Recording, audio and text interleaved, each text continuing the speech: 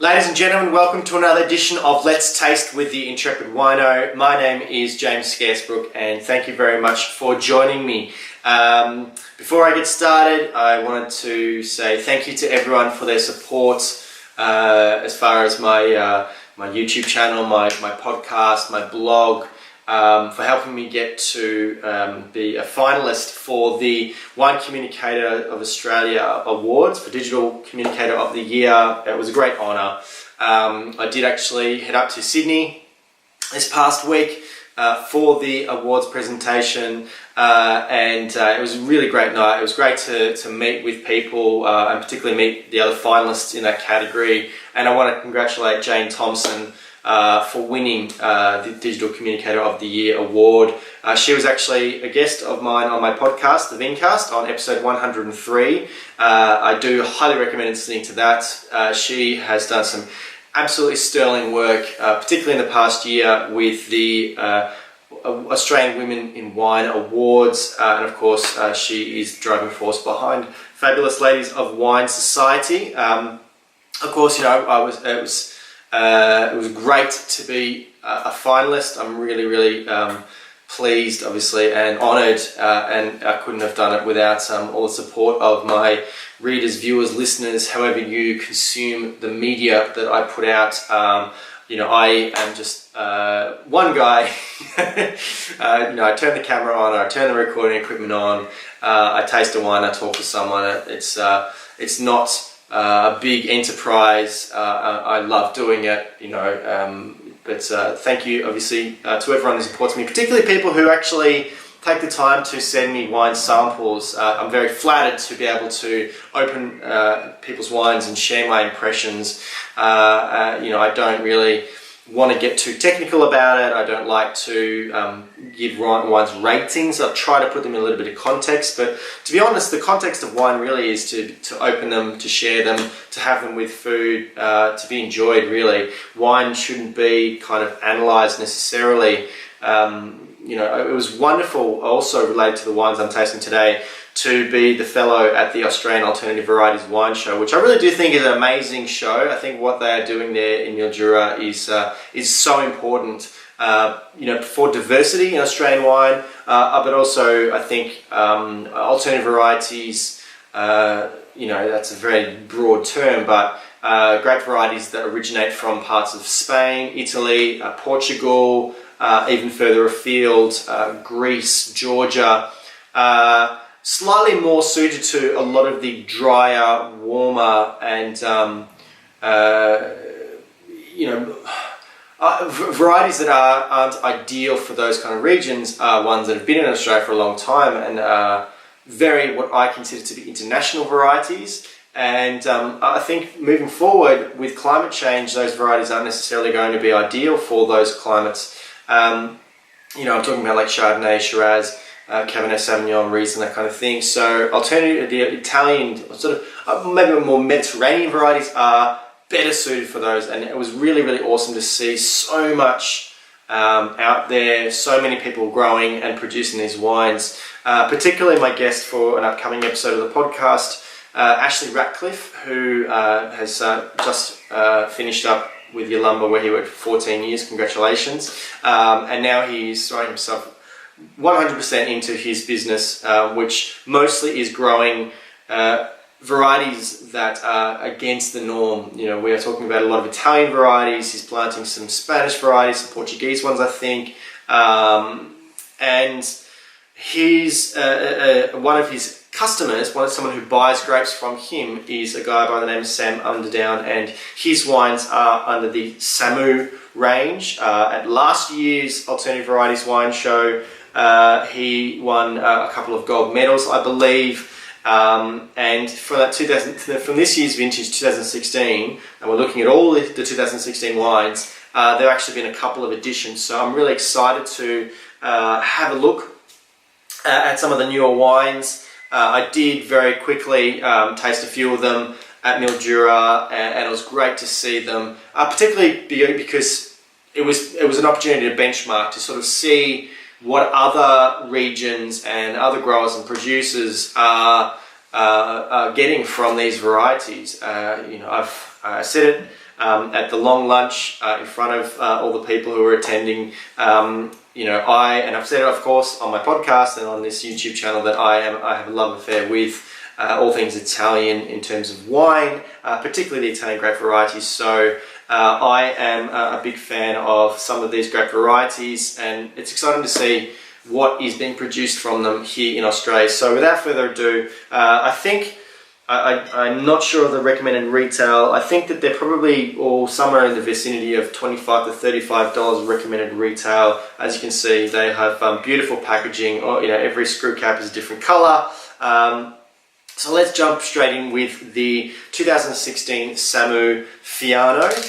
Fiano is a variety. You do find it in a number of different parts of Italy, particularly in the south. It's probably most famous in the Campania region, in areas like Irpinia.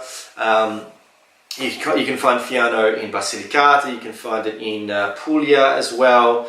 I think my opinion as far as the Italian examples is, a reasonable vicinity to the coast is pretty good. You typically get slightly more textural styles of white wine. In that classic Campania region, it's the Falanghina and the Greco di Tuffo, which typically are the more aromatic and fresher in style. The Fiano wines tend to be a little bit richer. So, a big proponent of Fiano here in Australia is Ricatera Farms, where, Ashley's vineyard, and, a small producer who has really established a strong reputation for Fiano was a guest on my podcast. That's Brendan and Laura Carter from Unico Zello. They do a number of different Fiano wines, so they're really trying to push the envelope as far as what you can do. So Fiano, I'm interested to see what the Samu wine's Fiano looks like. So you can see, it's fairly pale. It's quite fresh and bright. Wine's probably a little bit too cold. I did just bring it out of the fridge. It is nice and clean. I might actually just rinse this glass, actually. Give it another pour.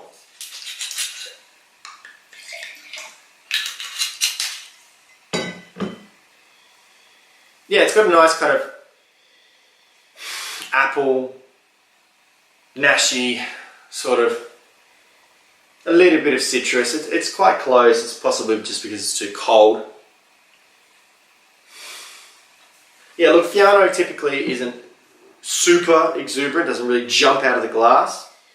It is a little bit more subdued. I think the real tell of Fiano wines is in the texture. So let's taste.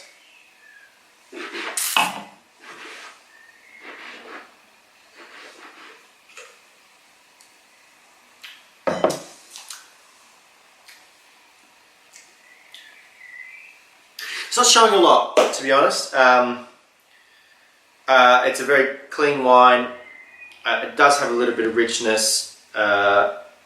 It's possibly a little bit. It's on the low side as far as alcohol, and I do like the clarity of the wine, if that makes sense. But I think the Fiano does need a little bit more. It needs maybe a little bit more ripeness of fruit. It possibly needs some phenolic influence through skin contact. It possibly needs some time on lees, maybe even some old barrels. So whilst I think that this is a lovely fresh wine, for me it's not really expressing the potential of Fiano. It's possibly a reflection of where the vineyard is. We are talking about the Riverland here, so it is quite a distance away from the coast. I have seen some Fiano wines from like places like the McLaren Vale, which I have really thought had something a little bit more to them. Yeah, look, it's not really grabbing me. It's a very good wine, but it's not necessarily saying about anything about the variety. So I think, look, I'd like to see maybe pick it a little bit riper there, play around with it a little bit more.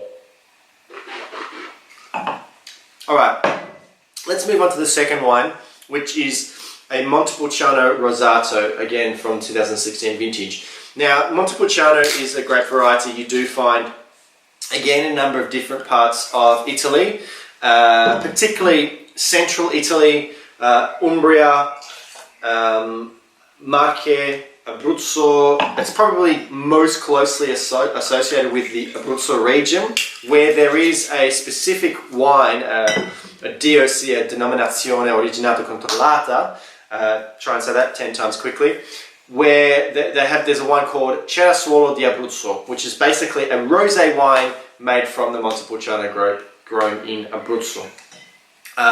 You can see that, like here, it's not. It's very typical that Montepulciano rosé or Rosato wines are quite pale in colour, beautiful sort of pale salmon colour. Montepulciano for me is a variety that's very malleable, and it's also quite particular to where it's grown. So you can grow it in warmer regions, in cooler regions, and you'll get different characters. And you can also manipulate it in the cellars as well. But as far as rosé, I think that they're best, in the lighter spectrum. So probably more exuberant here aromatically than the Fiano. It is quite pretty, lovely kind of bright red fruits, strawberries, cherries, that kind of thing. There is some floral character in there as well, but there is the slightest hint of some savoury elements, which I think is quite an important component of the Italian varieties. Let's taste.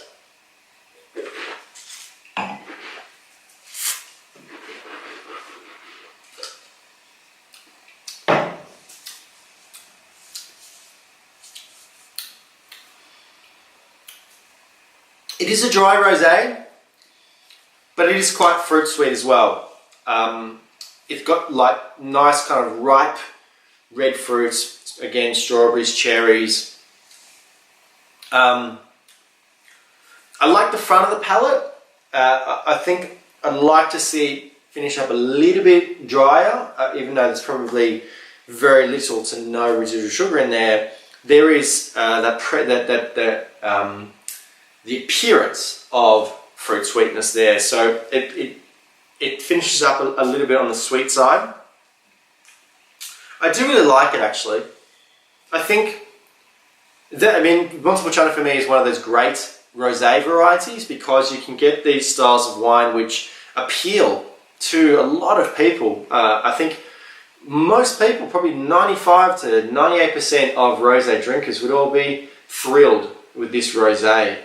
It is fresh, light, very refreshing. It is dry. It has some nice sort of fruit characters to it without it actually being sweet. Look, I think that's a really good wine. But for me, I probably would like to see a little bit more dimension, and that's just me. I don't necessarily pick rosés because they are just easy to drink. I still like to see a little bit more character and personality. So I think that's, for a first effort at rosé, I think that is really, really solid. Okay, so now let's move on to a variety, one of the most planted in Italy. And really, you only find it in one region, that's Sicily. But importantly, you do find it in most parts of Sicily, and also some of the islands that sit off the main part of Sicily. Nero d'Avola is again another one of those what I call malleable varieties. Depending on where you are in Sicily, can get some really different styles. It also responds fairly well to heat and dry conditions. In some of the warmer, flatter and more irrigated parts of Sicily, you get big yields and really lovely, bright, fresh, fairly straightforward fruit. So I think that's one of the appeals for Nero d'Avola for Australian consumers, but also for Australian growers and winemakers. Again, you can play around with it a little bit in the cellars and get some different styles there as well. So that was one, again, that was one of the brackets I was really interested in looking at the Alternative Varieties Wine Show, to see how people are playing around with Nero d'Avola. Now, For me, I think I saw too many that were put into too much oak, and I think that kind of takes away from the variety. So let's have a look at what the Samu Nero d'Avola from 2016 looks like. Very, very typical of the variety, very classic. It has the sort of nice sour plum kind of characters. It has a raspberry, a tomato character.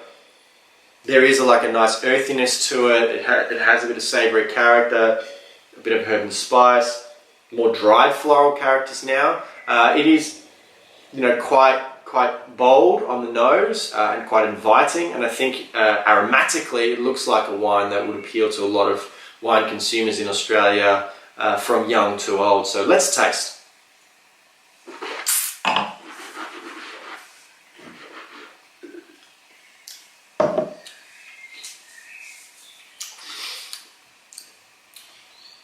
So on the palate, it is quite clean,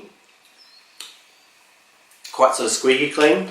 I dare say that this is really only seen stainless steel, and that kind of gives it a slightly reductive character for me. I like the tannins. They're not really in your face, but they're also not wimpy. The fruit's quite nice. It's ripe, it's solid, it's hitting a nice spot, but again, it looks a little bit simple for me. It's funny. I've been thinking about where my palate's been going recently, and I was putting some notes together and realized that I actually like the imperfections now for wines, not like really obvious ones where it takes away from the wine, but just the sometimes funky notes, that kind of thing, and I feel like there's a bit of a disconnect between the aromatics and the palate for the Nero d'Avola. I'd like to see some interesting things being done with it. Maybe some whole bunch, maybe some wood. Because I see that Nero d'Avola character on the nose, but on the palate, it just sort of looks like it still looks like Nero d'Avola, but it looks more like a warm climate, dry red Australian wine.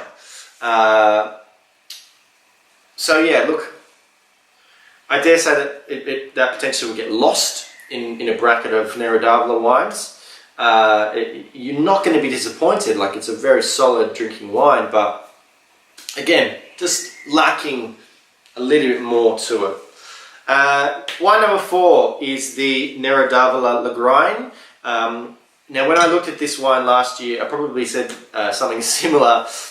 This is a really interesting blend of varieties that are from two completely opposite ends of Italy. Lagrein is a variety you find on the Austrian border, typically in the Alto Adige or Sud Tirol part of Italy, and Nero d'Avola, as I just mentioned, is from Sicily. So to see these two varieties in the same vineyard and then to actually blend them together is a pretty interesting experiment. I will have to have a look at my notes from the last vintage. I think the wine did pretty well at the Alternative Varieties Wine Show last year, so let's see what the 2016 has to say.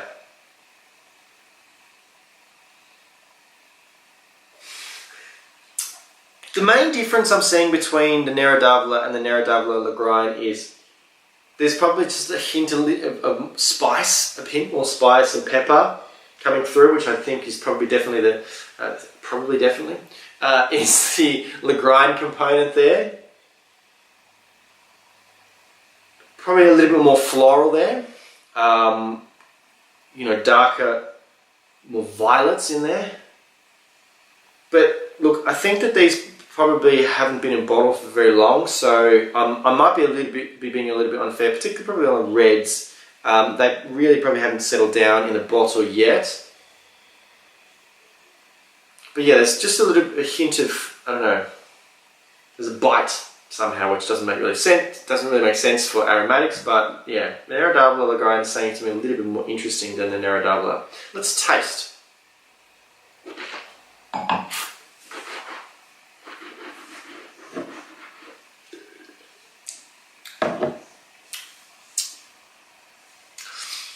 tighter, leaner, a little bit more bite. You know, there was something I was picking up on the aromatics, which I'm actually definitely seeing on the palate. I like there's a little bit more grip to it. It somehow sits higher on the palate. It looks a little bit earthier and wilder than Nero Double and not as kind of squeaky. It's a really interesting blend. You are really seeing you would expect it to be like more conflict between those two varieties because they're from two, you know, if you meet Italians, the north and the south, they're not really the best of friends. Which is not uncommon around the world, really. But there's something about that vintage, the 2016 vintage, where it's just working. I like the expression there. You know, there's some nice full flavors there, but it's also not sort of overripe. It's got nice focus. I'm quite happy with that one. I'd like to see it again, maybe early next year. But look, that's looking pretty good.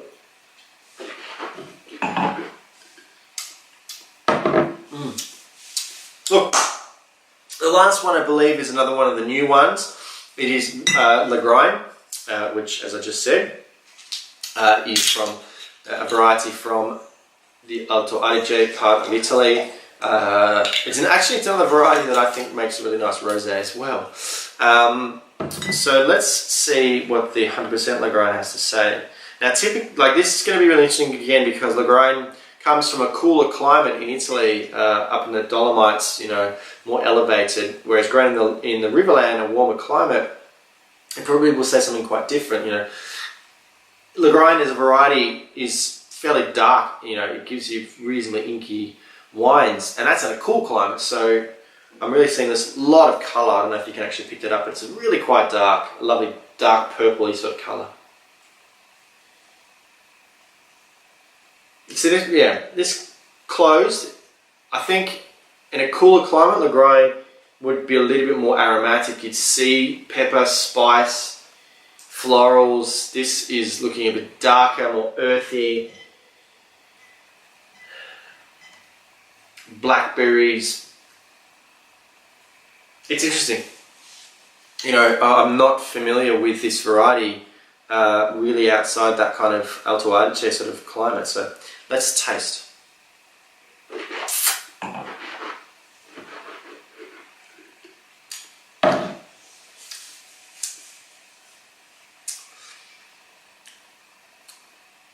It certainly looks like the variety on the palate, and it's very, very much a product of that warmer climate.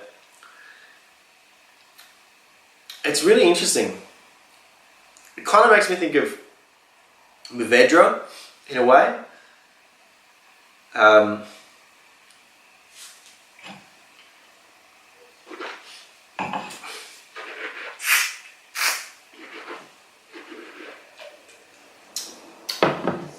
Also, yeah, Carignan. I don't love it. There's nothing really wrong with it per se, but I can't remove my Italian regional varietal relationship kind of hat, and I just don't think Lagrein is ideal in that region. I'm excited that places in the Riverland, you know, I did go and visit the Chalmers Vineyard whilst I was there in Mourvedre, which I hope managed to avoid a lot of the really devastating hail they experienced the other night. If you have vineyards in that area that were affected by hail and storms, I'm really sorry.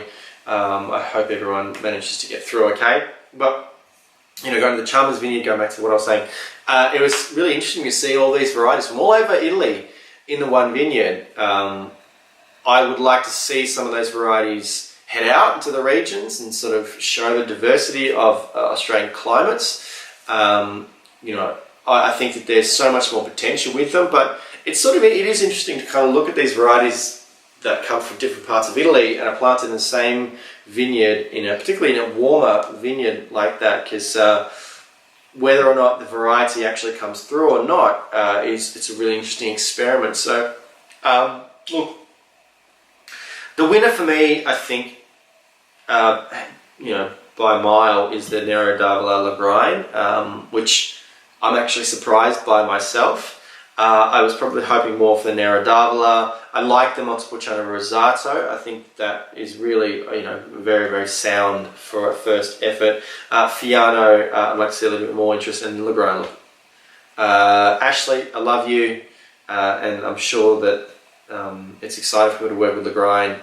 I'd like to see it in places like the Alpine Valleys in Victoria, or Great Southern in Western Australia, in slightly cooler climates, more elevated climates. But look, this again, as always, guys, this is my opinion, and what I'm saying is based on my experiences, my sensibilities, my tastes in wine. And I think that if you try and say that you are looking at wine completely objectively, you are lying, because it's not possible. You can remove subjectivity a lot, but you can never completely remove it altogether. So I do appreciate everyone watching my content. Thank you very much. Look, if you have any questions, please do leave comments or get in contact with me at intrepidwino.com.